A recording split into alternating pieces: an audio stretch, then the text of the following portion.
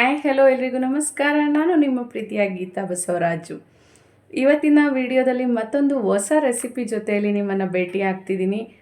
ಇದು ಮಳೆಗಾಲ ಆಗಿರೋದ್ರಿಂದ ಡೈಲಿ ಇಂಥ ಫುಡ್ಡೆಲ್ಲ ತಿನ್ನೋದು ಹೆಲ್ದಿ ಅಲ್ಲ, ಆದರೆ ಯಾವಾಗಲಾನ ರೇರ್ಲಿ ಇಂಥ ಫುಡ್ಗಳನ್ನು ತಿಂತಿದ್ರೆ ಚೆನ್ನಾಗಿರುತ್ತೆ ಅಂತ.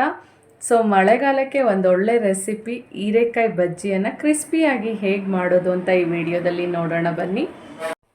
ಇದು ನಮ್ಮ ಚಿಕ್ಕಮ್ಮ ಮಾಡಿರ್ತಕ್ಕಂತಹ ರೆಸಿಪಿ ಆಗಿದೆ. ಅವರೇ ನಿಮಗೆ ತೋರಿಸ್ಕೊಡ್ತಾರೆ ಇದನ್ನು ಹೇಗೆ ಮಾಡೋದು ಅಂತ. ಬನ್ನಿ, ತಡ ಮಾಡೋದು ಬೇಡ, ನೋಡ್ಕೊಂಡು ಬರೋಣ. ನಾವು ನಿನ್ನೆ ಹಾಲಿಡೇ ಇತ್ತು ಅಂತ ನಮ್ಮ ಚಿಕ್ಕಮ್ಮ ಮನೆಗೆ ಹೋಗಿದ್ವಿ. ನಮ್ಮ ಚಿಕ್ಕಮ್ಮ ನಮಗೋಸ್ಕರ ಬಿಸಿ ಬಿಸಿಯಾಗಿ ರುಚಿ ರುಚಿಯಾಗಿರ್ತಕ್ಕಂಥ ಹೀರೆಕಾಯಿ ಬಜ್ಜಿ, ಇದಿಷ್ಟೇ ಅಲ್ಲ, ಇದ್ರ ಜೊತೆಯಲ್ಲಿ ರವೆ ಇಡ್ಲಿ, ಬಾಂಬೆ ಸಾಗು, ಹಾಗೆಯೇ ಹಪ್ಪಳ, ಜೋಳ, ನೇರಳೆ ಹಣ್ಣು, ಹೀಗೆ ವೆರೈಟೀಸ್ ಎಲ್ಲನೂ ಕೊಟ್ಟರು.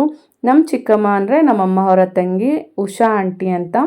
ಸೊ ಇವತ್ತು ನಮಗೆ ಅವರು ಹೀರೆಕಾಯಿ ಬಜ್ಜಿಯನ್ನು ತುಂಬ ಚೆನ್ನಾಗಿ ಮಾಡ್ತಾರೆ. ಹೇಗೆ ಅಂತ ನೋಡ್ಕೊಂಡು ಬರೋಣ ಬನ್ನಿ. ಮೊದಲಿಗೆ ಅವರು ಕಡಲೆ ಹಿಟ್ಟನ್ನು ಮಿಷಿನ್ಗೆ ಹಾಕಿಸ್ಕೊಳ್ತಾರೆ. ಕಡಲೆಬೇಳೆ 1 kg ಕಡಲೆಬೇಳೆಗೆ 50 ಗ್ರಾಮ್ ಓಮ, ಹಾಗೆ 50 ಗ್ರಾಮ್ ಒಣಮೆಣಸಿನ್ಕಾಯಿ. ಓಮ ಮತ್ತು ಒಣಮೆಣಸಿನ್ಕಾಯನ್ನು ಇದರ ಜೊತೆಯಲ್ಲೇ ಮಿಷಿನ್ಗೆ ಹಾಕಿಸಿ ರೆಡಿ ಮಾಡಿ ಇಟ್ಕೊಂಡ್ಬಿಟ್ಟಿರ್ತಾರೆ ಹಿಟ್ಟನ್ನು ಈ ರೀತಿಯಾಗಿ. ಈಗ ನಮಗೆ ಅಂತ 1/4 kg ಕಡಲೆ ಹಿಟ್ಟನ್ನು ತೊಗೊಂಡ್ರು. 1/4 kg ಕಡಲೆ ಹಿಟ್ಟಿಗೆ 1 ಸ್ಪೂನ್ ಆಗೋಷ್ಟು ಅಕ್ಕಿ ಹಿಟ್ಟು, 1 ಸ್ಪೂನ್ ಆಗೋಷ್ಟು ಕಾದಿರ್ತಕ್ಕಂಥ ಎಣ್ಣೆ, ಹಾಗೆ ಉಪ್ಪು ನಮಗೆ ರುಚಿಗೆ ಎಷ್ಟು ಬೇಕಾಗುತ್ತೆ ಅಷ್ಟು, ಸೋಡಾ ಸುಮ್ಮನೆ 1 ಪಿಂಚ್, ಅಂದರೆ ಹೀರೆಕಾಯಿ ಬಜ್ಜಿಗೆ ಜಿಡ್ಡು ತುಂಬ ಕುಡಿಯೋದ್ರಿಂದ ಸೋಡಾ ಹಾಕಲಿಲ್ಲ ಅಂದರೂ ಪರವಾಗಿಲ್ಲ, ಆದರೆ ಜಸ್ಟ್ 1 ಪಿಂಚ್ ಆಗೋಷ್ಟು ಸೋಡಾವನ್ನು ಆ್ಯಡ್ ಮಾಡಿಕೊಂಡು ಈ ರೀತಿ ಮಿಕ್ಸ್ ಮಾಡ್ಕೋಬೇಕಾಗತ್ತೆ. ಈಗ ಇದಕ್ಕೆ ನೀರು, ನಾವು ಹಿಟ್ಟಿನ ಹದವನ್ನು ನೋಡ್ಕೋಬೇಕು. ಎಷ್ಟು ನೀರು ಹಿಡಿಯುತ್ತೆ ಅಷ್ಟು ನೀರನ್ನು ಆ್ಯಡ್ ಮಾಡ್ಕೋಬೇಕು. ನೋಡಿ, ಈ ರೀತಿ ಕಲಿಸಿದಾಗ ಉರುಣೆ ಅಂದರೆ ಉಂಟೆ ಇರಬಾರ್ದು. ಆ ಉಂಡೆ ಥರ ಇದ್ದಾಗ ಹಿಟ್ಟು ಏನಾಗುತ್ತೆ, ಬಜ್ಜಿ ಚೆನ್ನಾಗಿ ಬರೋದಿಲ್ಲ. ಈಗ ಅದಕ್ಕೆ ಮತ್ತಷ್ಟು ನೀರನ್ನು ಆ್ಯಡ್ ಮಾಡ್ತಿದ್ದಾರೆ. ಹಾಗೆ ಒಣಮೆಣಸಿನ್ಕಾಯಿ ಮಿಷಿನ್ಗೆ ಹಾಕ್ಸಿದ್ರೂ ಕೂಡ ಖಾರ ಕಡಿಮೆ ಇರುತ್ತೆ. ಸೊ ನಾವು ಮತ್ತೆ ಮನೆಯಲ್ಲಿ ಮಾಡಿರ್ತಕ್ಕಂಥ ಒಣಮೆಣಸಿನ್ಕಾಯಿ ಪುಡಿಯನ್ನು 2 ಟೇಬಲ್ ಸ್ಪೂನ್ ಆಗೋಷ್ಟು, ಅಥವಾ ಅಂಗಡಿ ಪುಡಿ ಆದರೂ ಪರವಾಗಿಲ್ಲ, 2 ಟೇಬಲ್ ಸ್ಪೂನ್ ಆಗೋಷ್ಟು ಆ್ಯಡ್ ಮಾಡ್ಕೊತಿದ್ದೀವಿ. ಈಗ ಇದು ನೆನೆಯೋದಕ್ಕೆ ಸ್ವಲ್ಪ 5 ಮಿನಿಟ್ಸ್ ಆಗೋಷ್ಟು ಬಿಟ್ಬಿಡಬೇಕು. ಈಗ ನಾವೇನು ಮಾಡಬೇಕಾಗುತ್ತೆ, 1 ಮೀಡಿಯಮ್ ಸೈಜ್ ಹೀರೆಕಾಯನ್ನು ತಗೊಂಡು ಅದರ ಸಿಪ್ಪೆಯನ್ನು ತೆಗೆದು ಬಿಡಬೇಕಾಗುತ್ತೆ. ಸಿಪ್ಪೆಯನ್ನು ತೆಗೆದ್ಮೇಲೆ ಹೀರೆಕಾಯಿ ಈ ರೀತಿ ತುಂಬ ತೆಳುವಾಗಿ ಹಚ್ಚಿಟ್ಕೋಬೇಕು. ಅದು ದಪ್ಪ ಹಚ್ಚಿಟ್ಟಾಗ ಬೇಯೋದಿಲ್ಲ. ತುಂಬ ತೆಳುವಾಗಿ ಈ ರೀತಿ ಹೀರೆಕಾಯಿ ಪೀಸ್ಗಳನ್ನು ಹಚ್ಚಿಟ್ಕೊಳ್ಳಿ. ಅಷ್ಟೊತ್ತಿಗೆ ಹಿಟ್ಟು ಕೂಡ ಪರ್ಫೆಕ್ಟಾಗಿ ನೋಡಿ ಈ ರೀತಿ ಇಷ್ಟು ಹದವಾಗಿ ಬಂದಿರುತ್ತೆ. ಈಗ ಇದಕ್ಕೆ ನಾವೇನು ಮಾಡಬೇಕಾಗುತ್ತೆ, ಸಣ್ಣದಾಗಿ ತೆಳುವಾಗಿ ಹಚ್ಚಿಟ್ಕೊಂಡಿರ್ತಕ್ಕಂಥ ಹೀರೆಕಾಯಿ ಪೀಸಸ್ಸನ್ನು ಹಾಕಬೇಕಾಗುತ್ತೆ. ಈಗ ಒಂದು ಕಡೆ ಎಣ್ಣೆಯನ್ನು ಕಾಯೋದಿಕ್ಕಿಡಿ. ಅಷ್ಟೊತ್ತಿಗೆ ಎಣ್ಣೆ ಕಾಯಿದಷ್ಟೊತ್ತಿಗೆ ನಾವೇನು ಮಾಡಬೇಕಾಗುತ್ತೆ, ಹೀರೆಕಾಯಿ ಪೀಸಸ್ನ ಡಿಪ್ ಮಾಡಿ ಈ ರೀತಿ ಬಾಣಲೆಯಲ್ಲಿ ಮಿನಿಮಮ್ 6 ಹೀರೆಕಾಯಿ ಬಜ್ಜಿಯನ್ನು ಬಿಡ್ಬೋದು. ಬಾಣಲೆ ಸೈಜ್ ನೋಡ್ಕೊಂಡು ಬಿಟ್ಕೊಳ್ಳಿ.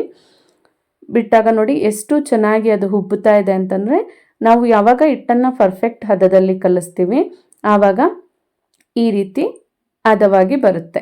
ಈಗ ಅದು ಒಂದು ಭಾಗ ಬೆಂದ ನಂತರ ತಿರುವಾಕಿ ಮತ್ತೆ ಅದು 2 ಕಡೆನೂ ಕರೆಕ್ಟಾಗಿ ಫ್ರೈ ಆಗಿದೆ ಅಂತ ನಮ್ಗೆ ಯಾವಾಗ ಗೊತ್ತಾಗುತ್ತೆ ಅಂದರೆ, ಅದು ಸ್ವಲ್ಪ ಗೋಲ್ಡನ್ ಕಲರ್ ಆಗಿ ಬಣ್ಣ ಬದಲಾಗುತ್ತೆ.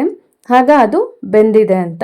ಅದನ್ನು ತೆಗೆದು ಒಂದು ಪ್ಲೇಟ್ಗೆ ಇಟ್ಬಿಡಿ ಸ್ವಲ್ಪ ಹೊತ್ತು. ಅದು ಎಣ್ಣೆ ಎಲ್ಲ ಹಾಗೇ ಇರುತ್ತಲ್ವ, ಅದರಲ್ಲಿರೋ ಎಣ್ಣೆ ಎಲ್ಲ ಸ್ವಲ್ಪ ಸರಿಯಾಗಿ ಡ್ರೈ ಆಗುತ್ತೆ. ಆ ನಂತರ ನಾವು ತಿನ್ನೋದಕ್ಕೆ ಕೊಡಬೇಕಾಗುತ್ತೆ. ನೋಡಿ, ಈಗ ಕಲರ್ಫುಲ್ಲಾಗಿ ರುಚಿಯಾಗಿ ಕ್ರಿಸ್ಪಿಯಾಗಿ ಹೀರೆಕಾಯಿ ಬಜ್ಜಿ ನಮ್ಮ ಚಿಕ್ಕಮ್ಮ ಮಾಡಿರ್ತಕ್ಕಂಥದ್ದು ರೆಡಿ ಇದೆ. ಸೊ ಮಳೆಗಾಲಕ್ಕೆ ಒಂದು ಹೆಲ್ದಿ ಅಂತ ಹೇಳಲಿಲ್ಲ ಅಂತಂದರೂ ಇದನ್ನು ಯಾವಾಗಲಾದರೂ ರೇರ್ಲಿ ತಿನ್ನೋದು ಒಳ್ಳೆಯದೇನೆ. ನಾವು ಹೊರಗಡೆ ತಂದು ತಿನ್ನೋದಕ್ಕಿಂತ ಮನೆಯಲ್ಲೇ ಮಾಡಿದ್ರೆ ಇದು ಹೆಲ್ದಿ ಅಂತಲೇ ಹೇಳ್ಬೋದು. ಸೊ ಈಗ ನಮ್ಮಮ್ಮ ಅವ್ರನ್ನ ಟೇಸ್ಟ್ ಹೇಗಿತ್ತು ಅಂತ ಕೇಳೋಣ ಬನ್ನಿ. ನಮ್ಮಮ್ಮ ಮತ್ತು ನಮ್ಮ ಮಗ ಟೇಸ್ಟ್ ಮಾಡ್ತಿದ್ದಾರೆ, ಅವ್ರ ಬಾಯಿಂದಲೇ ಕೇಳೋಣ ರುಚಿ ಹೇಗಿತ್ತು. ಹೇಗಿದೆ ಟೇಸ್ಟ್ ನಮ್ಮ ಆಂಟಿ ಮಾಡಿಕೊಟ್ಟಿರೋದು ಇವತ್ತು ರುಚಿ? ನಿಶಾನ್? ಚೆನ್ನಾಗಿದೆ, ತುಂಬಾ ಚೆನ್ನಾಗಿದೆ. ಹೀರೆಕಾಯಿ ಬಜ್ಜಿ ನನ್ಗಿಷ್ಟ ಅಂತ ನಮ್ಮ ತಂಗಿ ಮಾಡಿದ್ದಾರೆ. Oh thank you Usha aunty, ತುಂಬಾ ಚೆನ್ನಾಗಿದೆ taste. Thanks for your heerekai bajji. Thank you. ನೋಡಿದ್ರಲ್ಲ ಫ್ರೆಂಡ್ಸ್, ಮತ್ತೊಂದು ಹೊಸ ರೆಸಿಪಿ, ಅದು ಮಳೆಗಾಲಕ್ಕೆ ತುಂಬಾ ರುಚಿಯಾಗಿ ಕ್ರಿಸ್ಪಿಯಾಗಿರ್ತಕ್ಕಂಥ ಹೀರೆಕಾಯಿ ಬಜ್ಜಿ ಹೇಗೆ ಮಾಡೋದು ಅಂತ ಖಂಡಿತ ಎಲ್ಲರೂ ಟ್ರೈ ಮಾಡ್ತೀರಾ ಅಂತ ಅಂದ್ಕೊಂಡಿದ್ದೀನಿ. ಯಾಕೆಂತಂದರೆ ಮಳೆಗಾಲ ಸ್ಟಾರ್ಟ್ ಆಗಿದೆ, ಸಂಜೆ ಸ್ನ್ಯಾಕ್ಸ್ ಟೈಮಿಗೆ ಏನಾದರೂ ಒಂದು ಹೆಲ್ದಿ ಬೇಕಾಗುತ್ತೆ. ಸೊ ಔಟ್ಸೈಡ್ ತರೋದಕ್ಕಿಂತ ಮನೇಲೇ ನೀವು ಒಮ್ಮೆ ಟ್ರೈ ಮಾಡಿ ನೋಡಿ, ಟೇಸ್ಟ್ ಹೇಗಿತ್ತು ಅಂತ ಕಾಮೆಂಟ್ನಲ್ಲಿ ತಿಳಿಸೋದನ್ನು ಮರಿಬೇಡಿ. ಥ್ಯಾಂಕ್ ಯು, ಟೇಕ್ ಕೇರ್, ಬಾಯ್. ಹಾಗೆ ಯಾರೆಲ್ಲ ನಮ್ಮ ಯೂಟ್ಯೂಬ್ ಚಾನಲ್ ಆಗಿರ್ತಕ್ಕಂಥ ಅವರ್ ಕಲ್ಚರ್ ಅವರ್ ಪ್ರೈಡ್, ನಮ್ಮ ಸಂಸ್ಕೃತಿ ನಮ್ಮ ಹೆಮ್ಮೆ 777 ಈ ಯೂಟ್ಯೂಬ್ ಚಾನಲನ್ನು ಸಬ್ಸ್ಕ್ರೈಬ್ ಮಾಡ್ಕೊಂಡಿಲ್ವೋ ಈ ಕೂಡಲೇ ಸಬ್ಸ್ಕ್ರೈಬ್ ಮಾಡ್ಕೊಳ್ಳಿ. ಪಕ್ಕದಲ್ಲಿ ಕಾಣ್ತಕ್ಕಂಥ ಬೆಲ್ ಬಟನ್ ಮೇಲೆ ಕ್ಲಿಕ್ ಮಾಡಿ, ನಿಮಗೆ ಎಲ್ಲ ನೋಟಿಫಿಕೇಷನ್ಸ್ ಆಗಿದ್ದಾಗಲೇ ಸಿಗ್ತಾ ಇರುತ್ತೆ. ಹಾಗೆ ನಮ್ಮ ಚಾನಲ್ಗೆ ನಿಮ್ಮ ಪ್ರೀತಿ ಸಪೋರ್ಟ್ ಸದಾ ಹೀಗೆ ಇರಲಿ. ಒಳ್ಳೆ ಕಾಮೆಂಟ್ಸ್ ಬರ್ತಿದೆ, ಒಳ್ಳೆ ರೆಸಿಪೀಸ್ನ ಟ್ರೈ ಮಾಡಿ ಫೋಟೋಸ್ ಹಾಕ್ತಿದ್ದೀರಾ, ನನಗೆ ತುಂಬಾ ಖುಷಿ ಆಗ್ತಿದೆ. Thank you, bye.